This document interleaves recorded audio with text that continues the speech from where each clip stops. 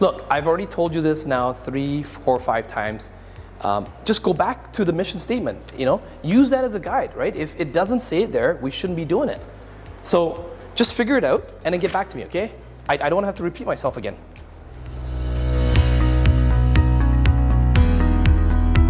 Hey, Josh. Hey, buddy, how you doing? What's going on? I'm having some troubles, man. Okay, so since no one's here today, do you remember how the other week we were doing the interview where we talked about employee performance and mission statements, vision, right? So one of the things that's happening in my business right now is I'm having to repeat myself to employees, and I really want to talk to you about how to improve employee performance. So what's your take on it, and how can business owners like myself leverage the mission, the vision, the problem, the values, or do I have to start cracking out, strikes and firing people and threatening people? What's your take on it when you run your company? Well, it's harder than you think it should be, Desmond. So we got to remember first, as business owners, we're having conversations by ourselves all day long that our employees, they're not in, right? We're thinking about this all the time. We're working 60, 80 hours a week on our business. And for most of our employees, it's a job, okay? Right. It's a job. And even just statistically, how people retain information, Desmond, it can be challenging for people to understand, especially business owners, where we're living and breathing this, right? I sleep, I dream it, right? Harvard Business Review says that 2 months after a talk, only 25% of the information is retained. Right? So that's what we're dealing with, right? And we had a conversation with an employee that was yesterday, when really it might have been, to them, it could have been 10 years ago for all intents and purposes, right? So we have to look within first, right? How often are we actually relaying this message? Do you have a standing huddle every single morning to address every single one of your teammates? We have it weekly. We have it weekly. So I would say daily, it's going to be 5 times as good as that. They're going to hear the message 5 times over, right? And just because, John is having the problem this day, Bob's going to have the same issue the next day, but if he's there to hear how you address John, he's not going to have that problem anymore. Makes sense. Okay. It's a training session as well as a question session, right? They just have to hear it over and over, and it's on us to connect it to the problem, vision, mission, and values, right? When we get that quick, question with a difficult situation, should I go left, should I go right? In our heads, we're connecting it to the problem, vision, and mission, but we need to walk them through our decision making, showing them how we connect it to the problem, vision, and mission, right? Okay. So that would be some of the things we need to do, right? Now, I brought the camera along today because I wanted other viewers, other business owners to hear it from your perspective, hear it from the horse's mouth. In case you didn't already know, Josh is Canada's top-rated CPA. He is also Canada's most sought-after fractional CFO, actually North America in general. And Josh happens to be another mentor of mine. I work with multiple mentors, one of which is Dan Locke, and also Josh from a financial standpoint, because he has a very analytical way of looking at business. He's a multimillionaire himself. He's also a CPA and a fractional CFO. Now, Josh, why is it important for the business owners to pay attention to the series that we're watching right now, that we're making, as we document some of the challenges, and I'm answering some of the questions that we're getting from other business owners as well. What is the big benefit? Why should they pay attention and subscribe? I mean, the series that we have, we've statistically identified the top 100 pain points that all business owners have. In fact, you wrote it in your book, right? That's why I've got the manuscript.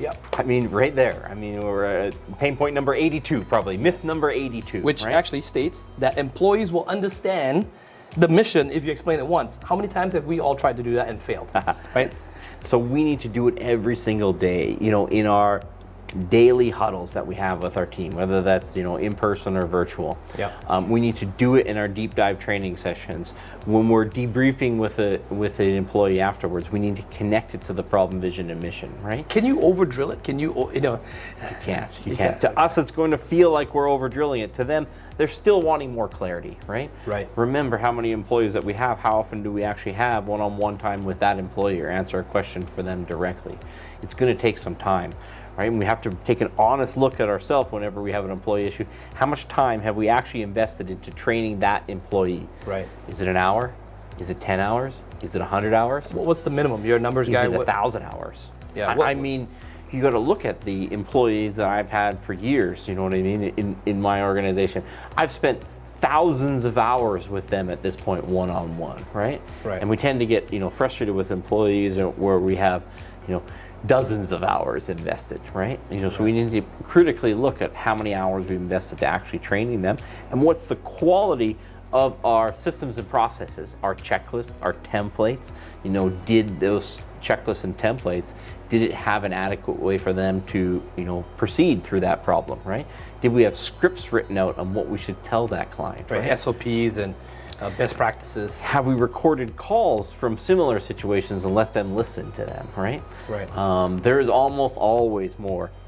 Do you assign or delegate that to a specific person in the organization to take care of, or is that your sole responsibility? As you get bigger, the experienced employees can teach the new employees. Right. Initially, you're going to have to, carry that burden on yourself, right?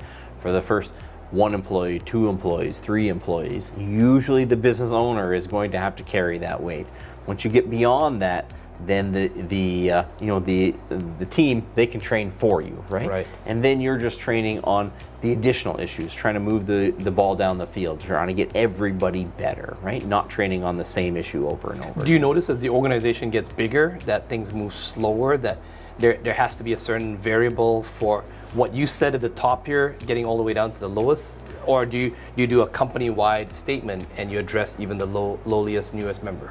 Standing huddles every day completely eliminate that. Right. So they get to see, not just the one person who's having a difficult issue gets to see how you deal with it. Every other person gets to see how you deal with it. Actually, you just reminded me, once I visited, there's a really famous entrepreneur in Vancouver. His name is Brian Scudamore. Yeah. So he's the founder of 1-800-GOT-JUNK. And if you guys don't know already who he is, he's about a $500 million business owner, and he's got four major businesses plus other entities and other projects on the go. I visited his office with Dan. Yeah. And they do a daily huddle. Even with 500 employees, 500 plus employees, they do a daily huddle every single day. So the light bulb just went off in my head. I was like, if we're doing once a week, that's just not enough. It's not enough. I mean, that means Brian Scudamore, if you're competing against him, is 5 times as good as you.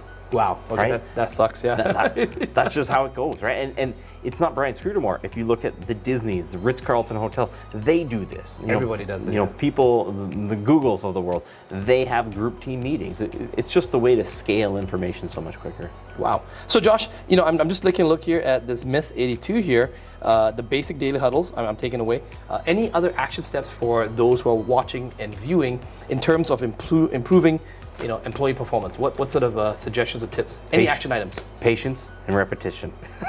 Patience and repetition. So I thought you were going to give me some magic special pill. I mean, our brainwaves change as we progress through childhood, right? Right. Generally somewhere between I think 8 and 12 years old, we lose the ability to learn at an accelerated rate. That's why babies learn so much, when they're young. But as we get older, we really only learn through trauma, repetition, and hypnosis. Right. And I don't know how to hypnotize people, Desmond, and I'm not about inducing trauma to my employees, so repetition is all we have. Repetition is all so we we just have to drill it through, and it's going to feel more repetitive to us because we're living in this every day. But for them, they only heard it a limited amount of time. They come in just for 8 hours a day, they tune out for the weekend, they come back in again. They didn't hear the conversations that we've had for the last 5 years. They didn't hear the conversations that we had for employees 2, 3, and 4. They only just heard it when it was delivered to them that time. Makes a lot of sense.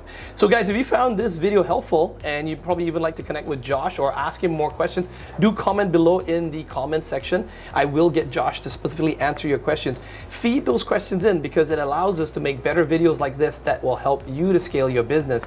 And if you're ever looking at Josh, perhaps for either CPA services if you're in Canada or as a fractional CFO, I know his time is extremely valuable. You can also email to info@spurrell.ca.